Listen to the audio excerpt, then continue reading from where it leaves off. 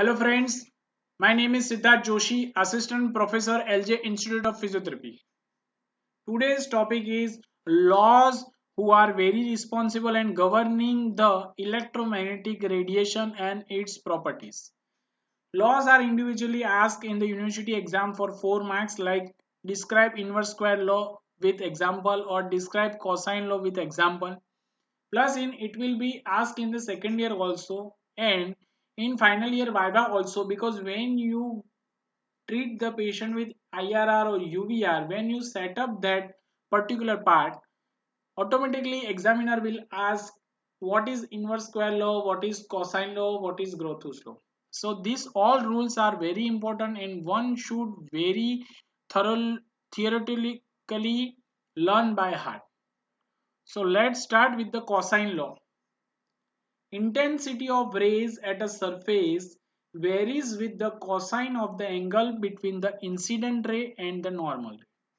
That is cosine of 90 is equal to 0. That is minimum, and cosine of 0 is equal to 1. See, this law is somewhat complicated in this slide, but when you see the second slide, you can easily understand, because one ray is there that is called normal ray. Normal ray is, it is an imaginary line perpendicular to the surface area which we are going to treat. So if you see in the diagram, it is the incident angle. So in the first diagram, cos 0, so highest absorption will be occur. In the second example, cos 45, so it will less than the cos 0.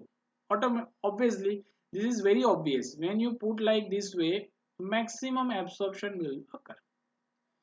Same way, the another law is very important, inverse square law. The intensity of rays from a point source varies inversely with the square of the distance from the source. That is I proportional to 1 upon d square. That means I1 in upon I2 is equal to d1 square upon d2 square. That is I1 is equal to intensity of a d1 distance and I2 is equal to intensity of a d2 distance.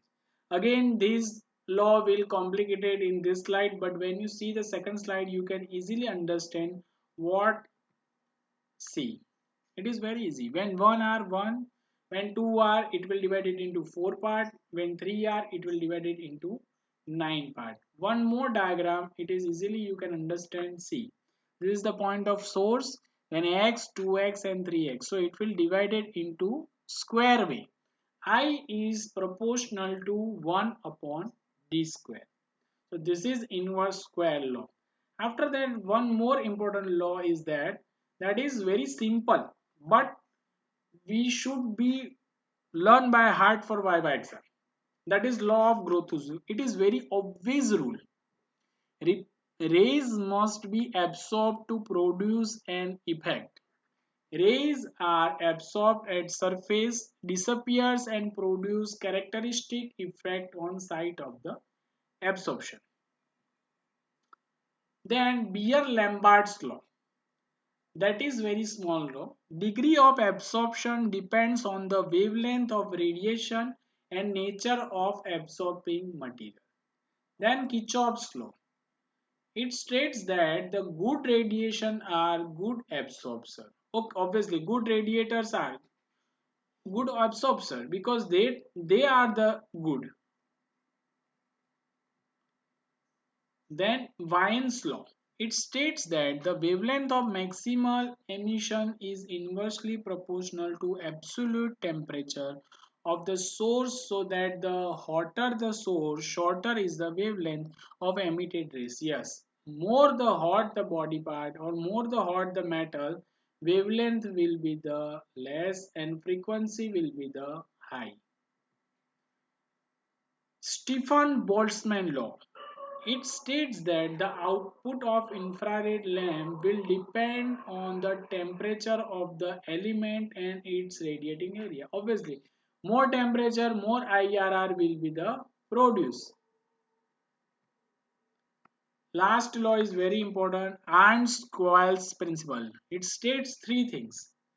Addition of sub-threshold quantity of energy will not cause a demonstrable change. Addition of threshold and above quantity of energy will stimulate the absorbing tissue to the normal function. If too great a quantity of energy is absorbed, then added energy will prevent normal function or destroy tissue. So these all the rules and regulation and we can say laws which is dependent on the electromagnetic radiation with the same way with the same effort. These are my reference books, that is Clayton's Electrotherapy Theory and Practice, ninth edition, and Electrotherapy Explained Law and Rate, third edition. Thank you.